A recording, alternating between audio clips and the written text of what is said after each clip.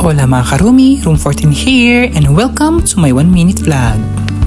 A day in my life as magsasaka na sa dot. Char! Kaya samahan niyo akong mag-abono for today's video mga karumi. Since tambay ang karumi niyo ngayon, kaya napag-utusan ng pudra para samahan siyang maglagay ng pataba sa mga palay namin. So sino ba naman ako para humindi, diba? So let's go! At saka baka sabihin nilang nag-iinarte na ako porket nanggaling na ako sa Jumerica. Well, hindi pa rin may iwan-iwan ni pudra ang pagsasaka. Bata pa kami noon, yan ang libangan niya. Yan din ay isang source of income namin noon, kaya nakapagtapos kami sa pag-aaral mga karumi.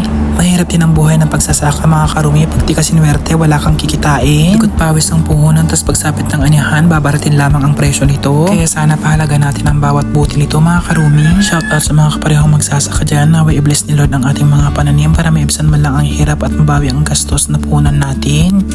Kaya yan lang ulit for today's video ganap mga karumi. Thank you for watching. Bye manen!